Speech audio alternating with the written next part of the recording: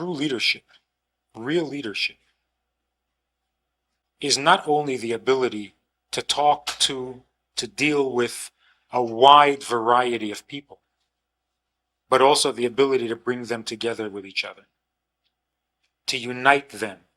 Not only that the leader has access to all sorts of people, but that he shares that with the people themselves.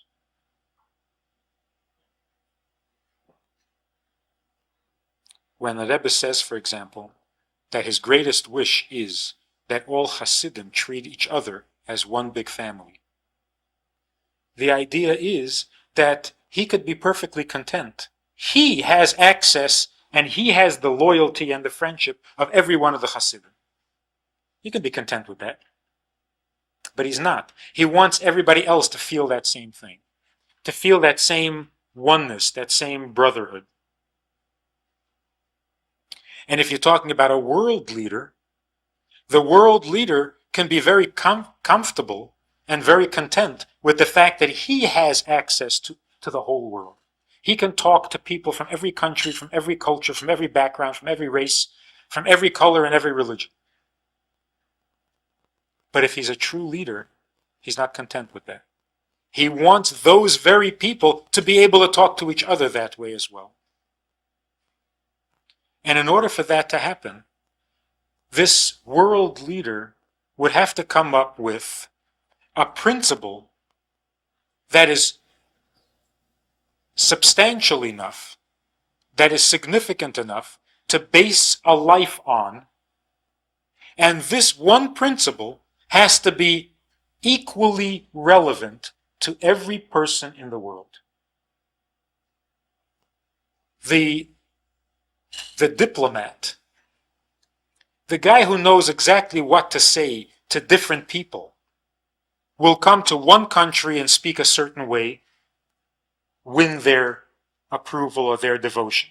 He'll come to another country, it's a whole different message. It's a whole different language. And he'll say what they want to hear or need to hear. And he'll win their support, admiration, or loyalty. But it's two different messages. And he could not say the same thing to both, because it wouldn't be relevant. A true leader, not just a diplomat, has one message, has boiled down the whole wisdom of the world, the wisdom of the ages, has boiled it down to one sentence. And that one sentence he will say to every kind of person he speaks to every kind of person who comes to him, and it will be exactly what that person needs to hear. How can that be if people are so different from each other? How can the same sentence be the relevant sentence, the relevant statement to all those people? Because truth is relevant to everybody. And if you can distill the truth down to one sentence, so that you can give that one teaching to all the people of the world and have it be relevant to all of them, that's a world leader. God gives the person who is responsible for the world the ability to speak to the world. If you're not responsible for the world, God doesn't give you such talents. God doesn't waste. So if you don't need it, you don't get it. The person who is responsible for the world is given a language that is universal, so that he can say the same thing to everybody in the world and have it be relevant. In the last couple of years, the Rebbe has distilled Torah down to one sentence. That is the one sentence that Jews need to hear most. It is the one sentence non-Jews need to hear most. One sentence. And that is, when God spoke to us at Sinai, he told us what he needs. That's it.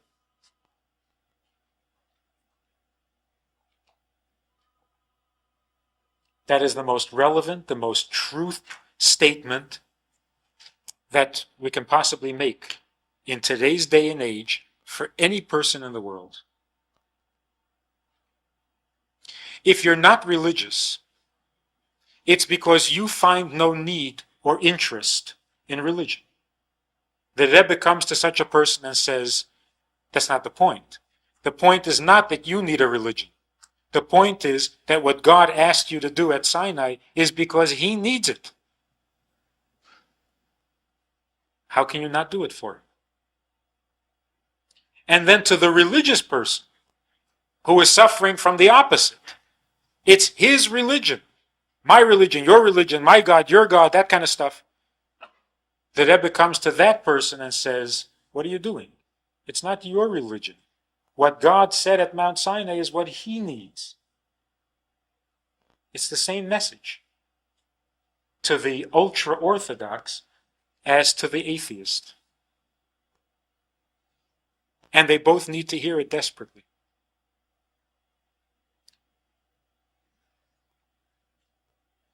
If the whole world would abide by this one sentence, the instructions God gave at Sinai were His needs, not our needs.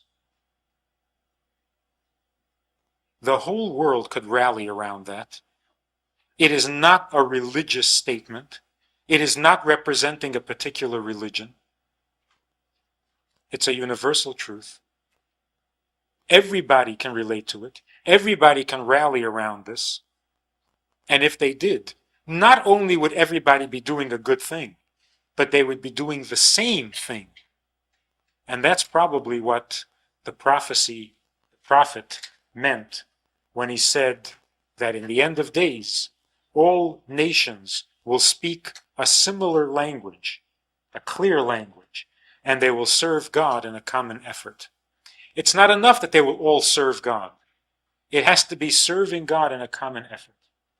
That everyone who does a mitzvah does it with the same, or from the same motivation, from the same orientation.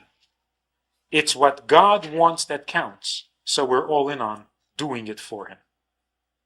That can unite a world, that can bring a harmony to a world without challenging or threatening or in any way diminishing the individuality of peoples, of nations, of cultures, of even individual people.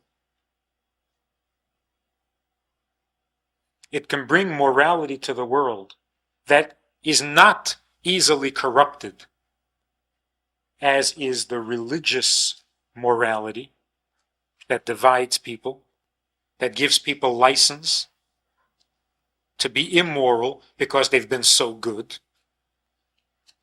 It is the one sentence, the one message, the one statement that can do for the world exactly what the world needs. And that comes from a world leader.